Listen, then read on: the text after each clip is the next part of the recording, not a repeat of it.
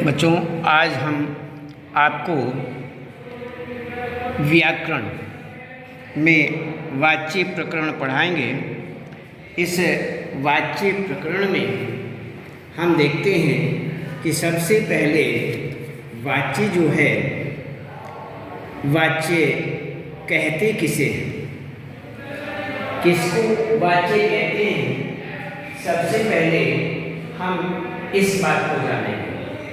अब हम देखते हैं कि यहाँ पर किसान फसल उगाता है। हम आपके सामने कुछ वाक्य लिख रहे हैं। अब देखिए,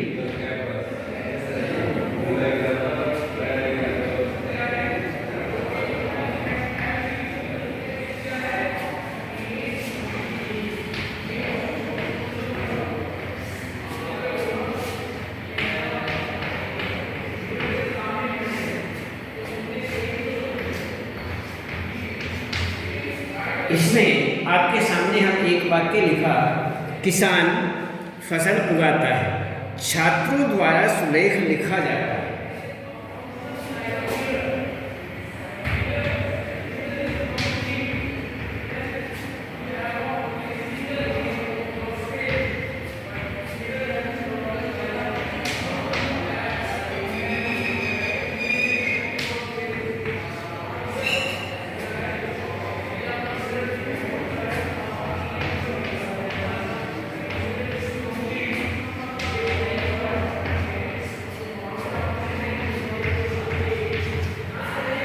ये आपका छात्रों द्वारा सुलेख लिखा जाता है, मरीज से उठा नहीं जाता है।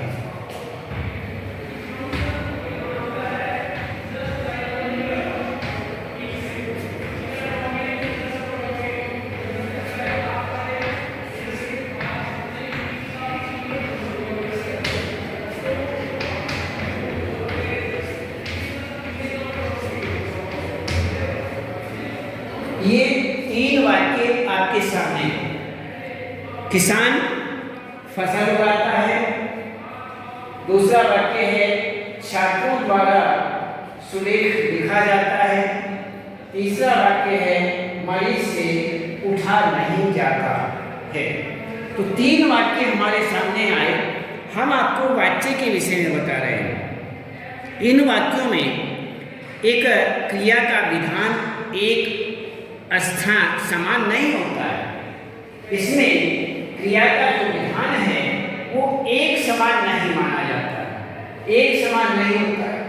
तो इस प्रकार से यहाँ ये देखते हैं कि इसमें पहला जो वाक्य हमारे सामने प्रयुक्त किया गया है, पहला वाक्य जो है, उस पहले वाक्य में विधान जो है, क्रिया का विधान कर्ता, क्रिया का विधान कर्ता के अनुसार है। कर्ता के अनुसार पहला क्रिया का विधान किसके अनुसार है? कर्ता के अनुसार है। अर्थात किसान कौन फसल कौन उगाता है? किसान उगाता है। तो इसीलिए क्रिया का विधान जो है वो किसान के अनुसार है। अब हमारे पास में दूसरा वाक्य आता है, छात्रों द्वारा सुलेख लिखा जाता है, लिखा जाता है। इसमें क्रिया का जो विधान है वो कर्म के द्वारा होता है। इसमें दूसरा विधान जो है वो क्रिया का विधान कर्म के अनुसार माना जाता है। छात्रों के द्वारा सुलेख लिखा जाता है, छात्रों द्वारा सुलेख लिखा जाता है, इसीलिए लिखा जाता है छात्रों के द्वारा। क्या लिखा जाता है? सुलेख लिखा जाता है। तो छात्रों के द्वारा लिखा जाता है, क्या लिखा जाता है? सुलेख लिखा जाता है। तो क्रिया का जो विधान है वो हमारा सुलेख का आधार हुआ, कर्म का आधार हुआ। तो इस प्रकार से यहाँ पर क्रिया का विधान जो है वो कर्म के आधार पर है। अब हमारे सामने तीसरा वाक्य आता है। तीसरे वाक्य में हम देखते हैं मरीज से उठा नहीं जाता। तो इसमें क्रिया का जो विधान है वह देखा जाता है, और वह क्रिया का विधान जो है वह केवल भाव के अनुसार माना जाता है। यहाँ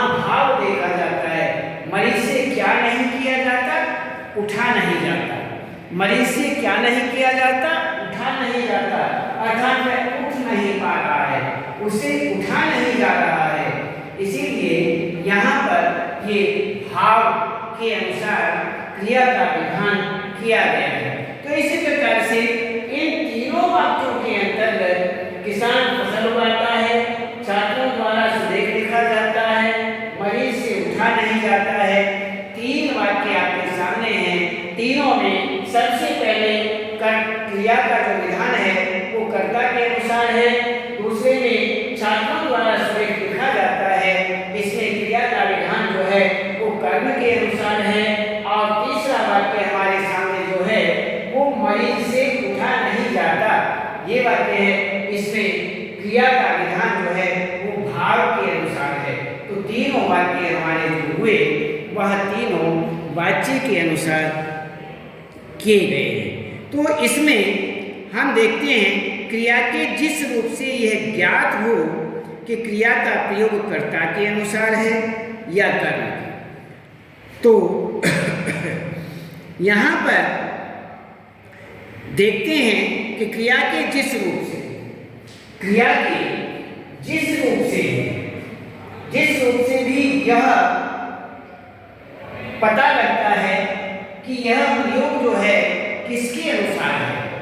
तो वहाँ पर जैसे इसमें बताते हैं कि क्रिया के जिस रूप से यह ज्ञात हो कि क्रिया का प्रयोग जिस रूप से भी, क्रिया के जिस रूप से भी ये ज्ञात हो कि इसका क्रिया का जो रूप है वह रूप से ये ज्ञात हो कि क्रिया का प्रयोग कर्ता के अनुसार है।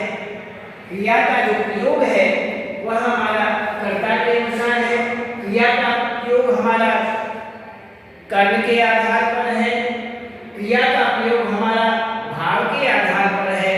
जहाँ इस तरह से वाक्य आते हैं वो वाक्य एक वाच्य के अंतर्गत कहे जाते हैं, उन्हें हम वाच्य कहते हैं। यही हमारा वाच्य हुआ।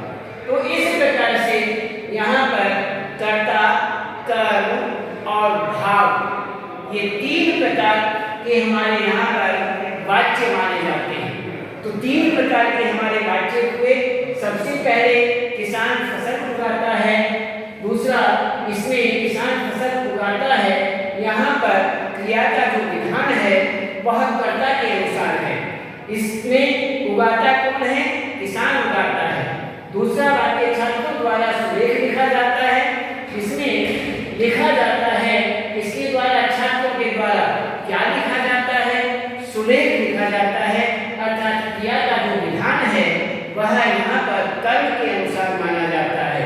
और तीसरा वाक्य मरीज से उठा नहीं जाता, अर्थात यहाँ क्रिया का विधान भाव के अनुसार लिया जाता है।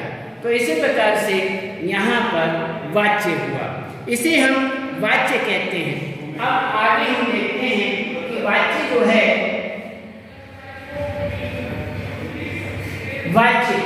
वाच्य कितने प्रकार के होते हैं अब हमें ये देखना है।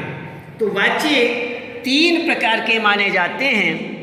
और यह किस प्रकार से देखते हैं कि वाच्य के जो भेद हैं वो कितने होते हैं। इसमें वाच्य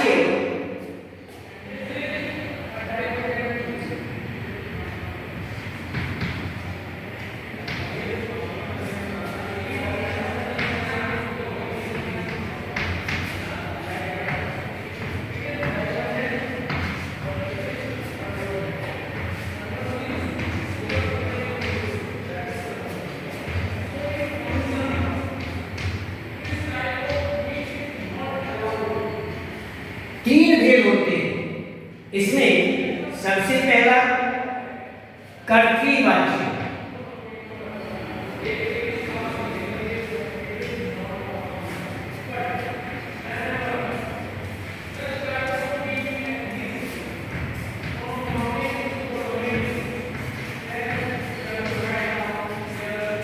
कर्मवाच्य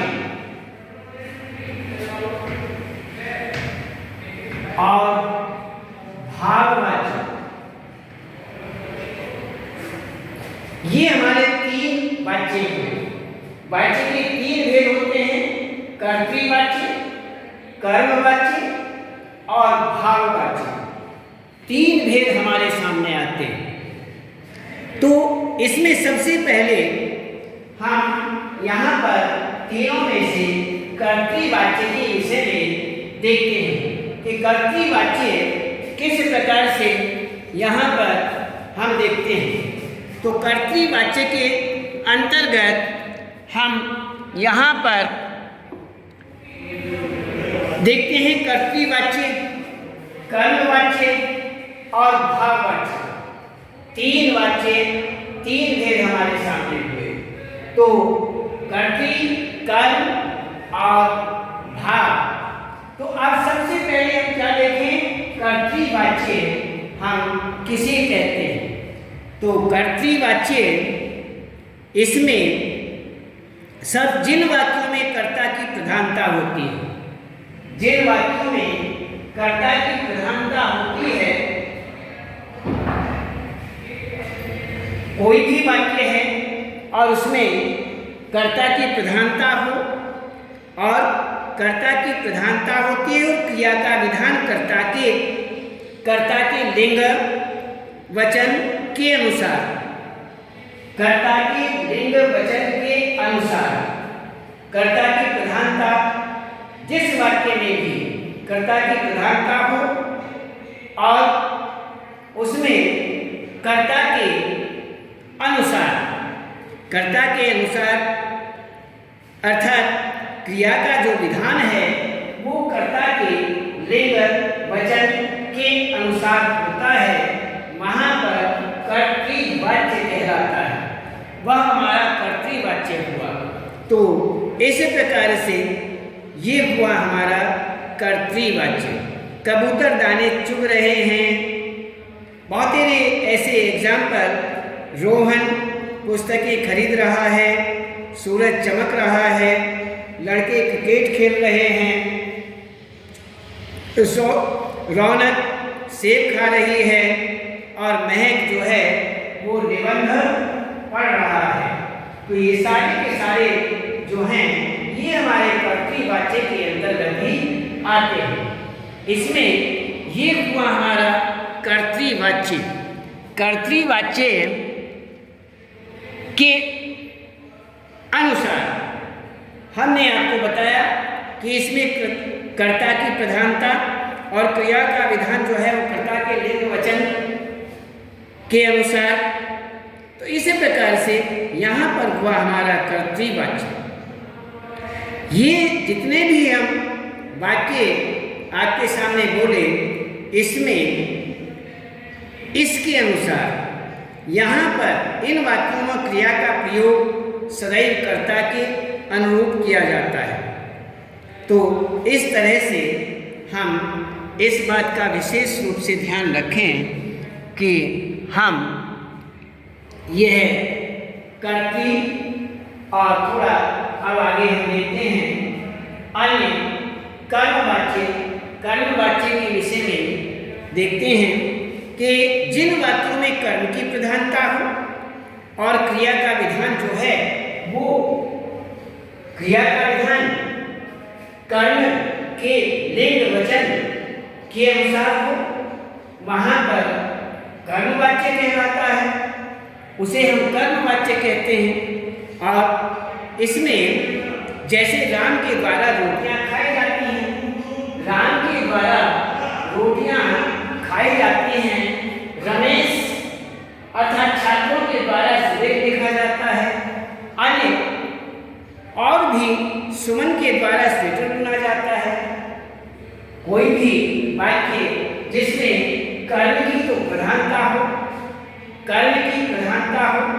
और विधान क्रिया का जो विधान है वो कर्म के लिंग वचन के अनुसार हो, तो वहाँ पर हमारा कर्मवाच्य कहलाता है।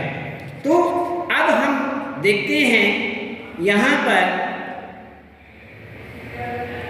एक हमारा भाववाच्य के अनुसार यदि हम देखें तो इसमें भी वही वही बात आती है। तो ये हुआ हमारा कर्तृवाच्य, और कर्तृवाच्य के बाद में हमारा यहाँ पर भाववाच्य। जिन वाक्यों में कर्ता और कर्म दोनों ही गुण तथा भाव की प्रमुखता। अब ये बता दिया कि भाववाच्य किसे कहते हैं।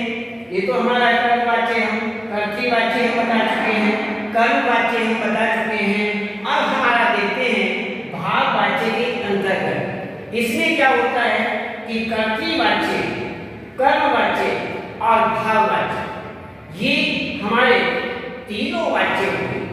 और इसमें कहते हैं कि जिन वाक्यों के अंतर्गत, जिन वाक्यों में कर्ता और कर्म दोनों ही गुण माने जाते हैं, दोनों ही गुण मिलते हैं और प्रधानता भाव की होती है, भाव की प्रधानता होती है, तो भाव के अनुसार, वहाँ पर भाव के अनुसार यहाँ पर क्रिया का विधान होता है, तो उसे हम भाववाच्य के अंतर्गत लेते हैं, वह हमारा भाववाच्य। तो इसी प्रकार से यदि हम कुछ एग्जाम्पल के विषय में जाने तो पक्षियों से उड़ा जाता है, वृद्धा से चला नहीं जाता, मरीज से उठा नहीं जाता। ये सारे के सारे जो वाक्य हैं, ये सारे के सारे वाक्य भाववाच्य के अंतर्गत आते हैं, भाववाच्य के अंतर्गत आते हैं। तो इस तरह से हम यहाँ पर हम इसे, इससे आगे आपको कल बताएंगे। आज इतना है।